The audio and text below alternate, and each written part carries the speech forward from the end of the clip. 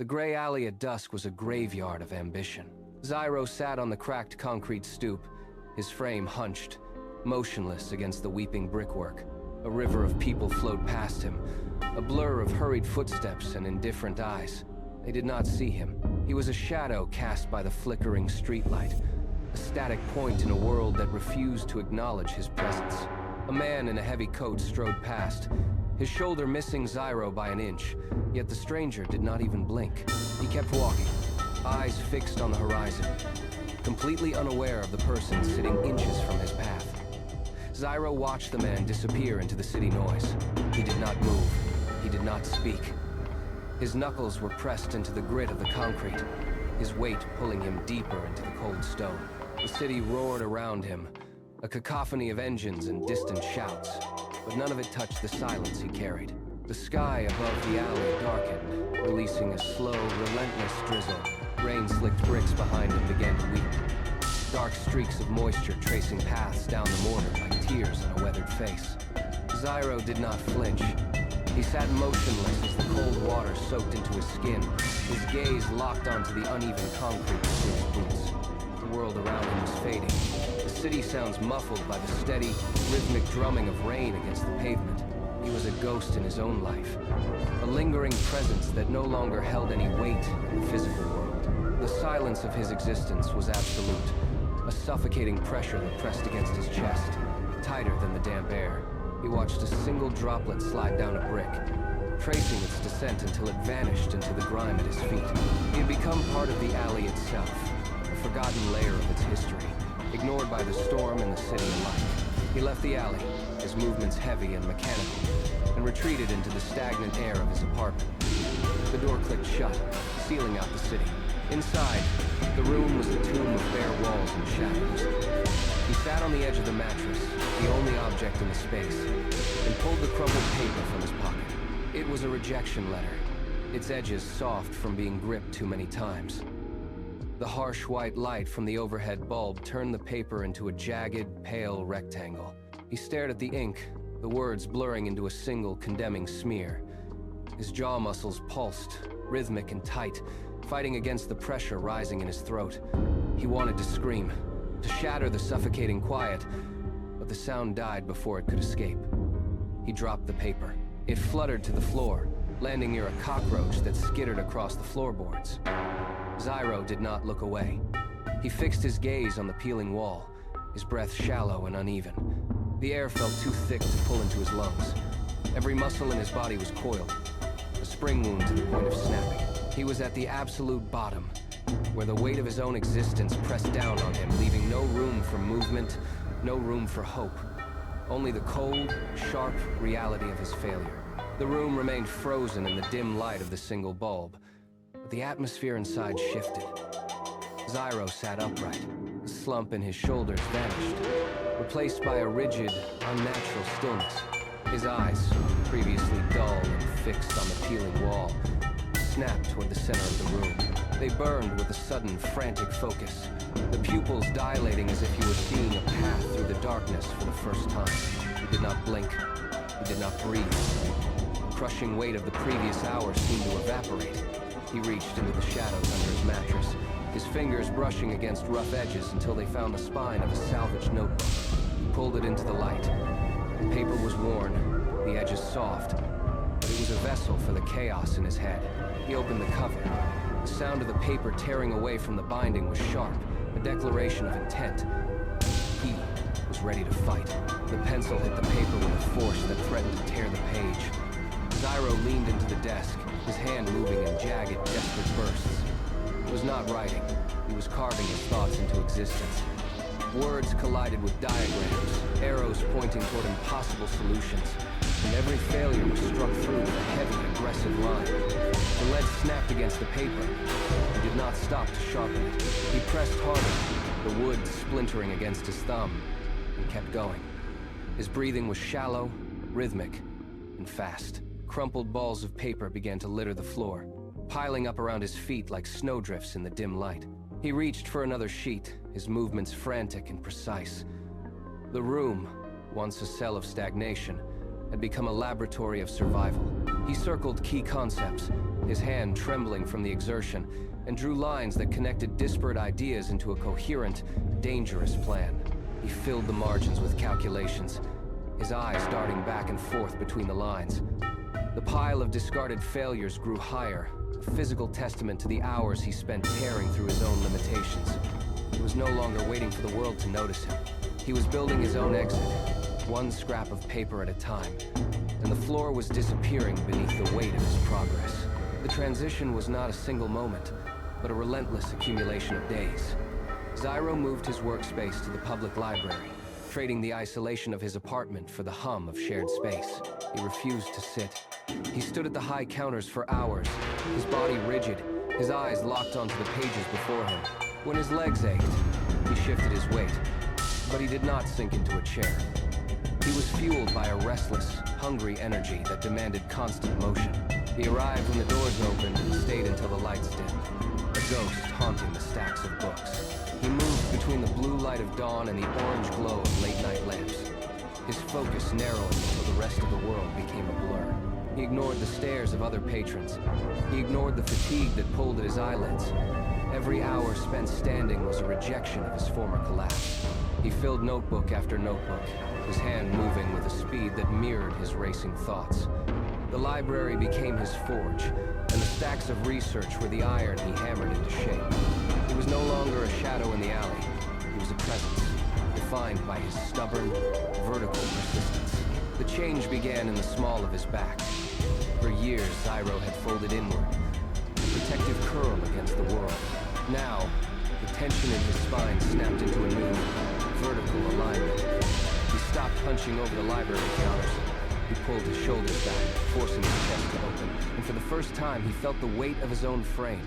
He caught his reflection in the dark glass of a library window and barely recognized the silhouette. The man in the glass was not shrinking away. He was claiming the air around him. He stood with his feet planted wide, firmly anchored to the floor. Beside him, the mountain of notes and empty coffee cups grew into a chaotic, paper-bound monument. Each page was a layer of his new foundation. He reached for a stack of research, his movements fluid and deliberate, no longer jagged or rushed. He occupied the space with a quiet, heavy authority. The library staff began to move around him, acknowledging his presence rather than looking through him. He stood tall, his gaze level, finally filling the space.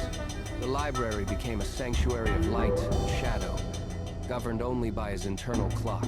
Zyro existed in the transition between the pale blue light of dawn and the harsh orange glow of late-night lamps.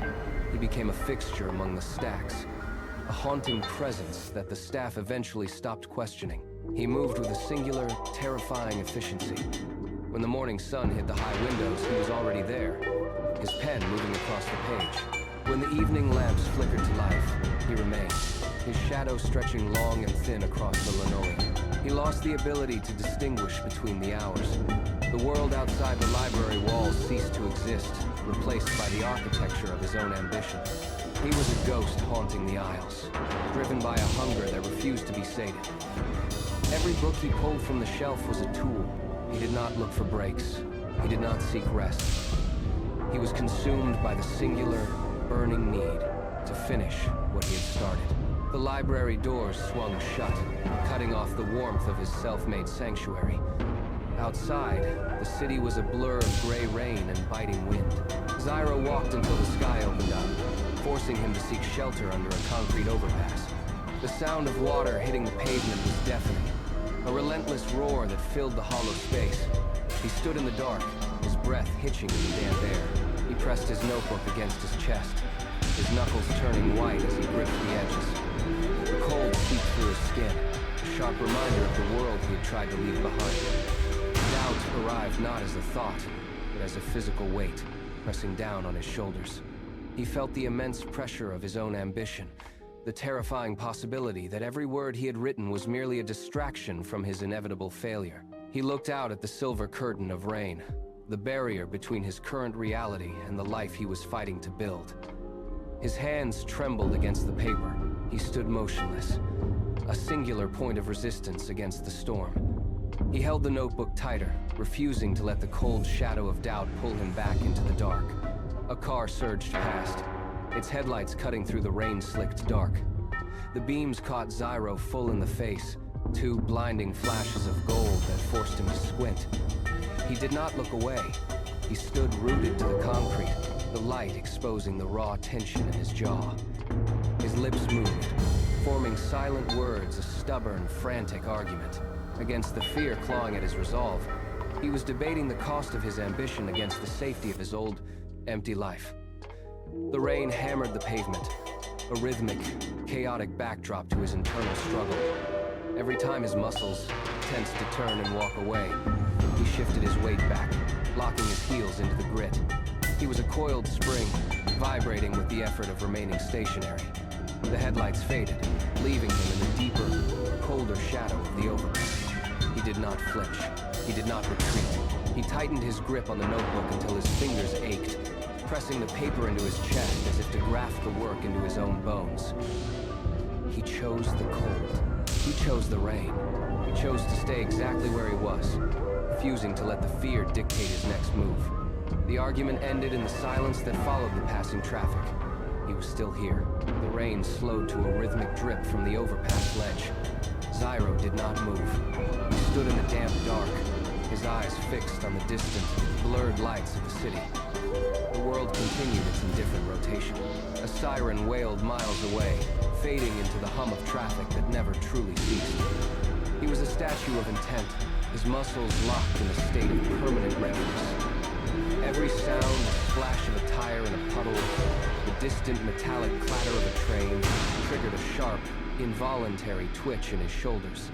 He was waiting. The notebook remained pressed against his chest, a heavy, solid weight that anchored him to the ground. He checked his phone, the screen dark, reflecting only the gray sky above. He did not unlock it.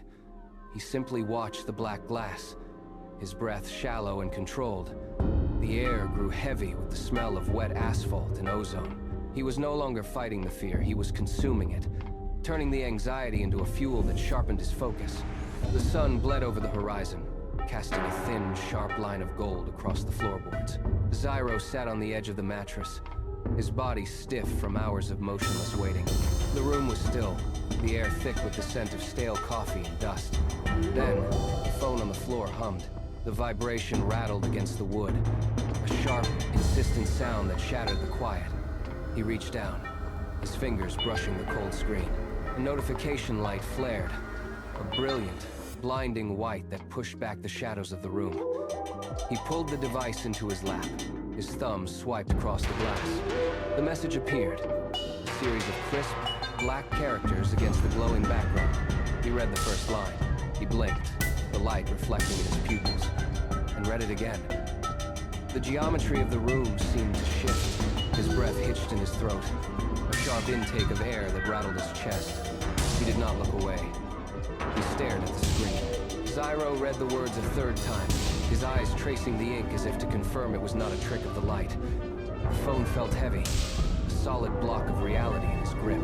He pushed himself up from the mattress, but his knees buckled, his legs trembling under the sudden release of tension.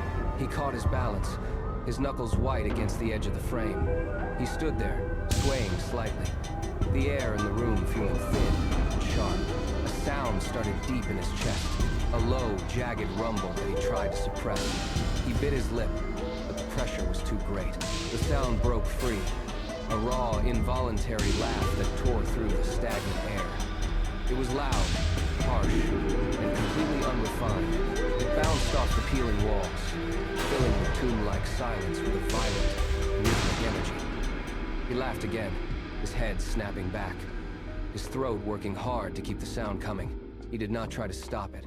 He let the noise spill out, a physical expulsion of everything he had held back for months. The room, once a prison of quiet, now vibrated with the force of his voice.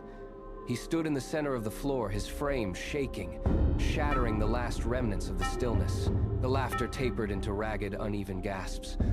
Zyro slumped back onto the mattress, his legs finally giving way beneath him. He hit the springs hard, the frame groaning under the sudden impact. His hands flew up, palms pressing deep into his eye sockets, fingers digging into his scalp. He curled forward, his spine arching into a tight, defensive knot. His shoulders began to heave, a rhythmic, violent motion that shook his entire frame. There was no sound now, only the sharp, wet intake of air through his teeth. He held his face buried in his hands, his knuckles pressing against his forehead until the skin turned pale. The agony of the last year, the hunger, the cold, the endless rejection surged into his chest, a physical pressure that made his ribs ache. He squeezed his eyes shut, forcing the reality of the moment into his bones.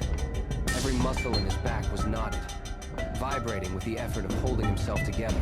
He stayed like that, a hunched silhouette in the dim light, his body absorbing the weight of the victory. It was a private, heavy thing. He did not need to speak. He did not need to move. He simply sat in the center of the room, his breath slowing, his hands trembling against his face as the last of the tension drained out into the floorboards. Zyro pulled his hands away from his face. The skin around his eyes was tight, but his gaze was clear. He stood up, not with the hesitant shuffle of a man in hiding, but with a deliberate, heavy-footed stride. He turned to the corner where he had spent months staring at the peeling wallpaper. He raised a finger, pointing directly into the empty air. He was not talking to the walls. He was addressing the ghost of the man who had sat there in the dark, the one who had accepted defeat as a permanent state. He spoke, his voice raspy and steady. "You stay here," he commanded, his finger tracing a line in the dust-filled light. He paced the small room, his boots striking the floorboards with a sharp, rhythmic sound that echoed off the ceiling. He was mapping his territory. He stopped by the window, his shadow stretching long and solid across the mattress. He looked at his own reflection in the glass, then back at the empty space. He had evicted his own failure. He stood tall, his chest expanding with a deep, measured breath, finally occupying the space. Zyro walked to the door, his hand closing firmly around the cold metal handle. He did not hesitate. He pushed the door open, the hinges swinging wide without a sound. He stepped out of the room, leaving the stagnant air of the apartment behind. He moved into the hallway, his boots hitting the floor with a steady, rhythmic impact. He kept his head up, his chin level, his gaze fixed on the exit ahead. He did not hug the walls anymore. He walked down the center of the corridor, his shoulders squared, his chest open to the space around him. Every step was deliberate, a calculated placement of weight that signaled a complete departure from his former habits. He reached the main entrance and pushed the heavy door outward. The outside air hit his face, sharp and cool.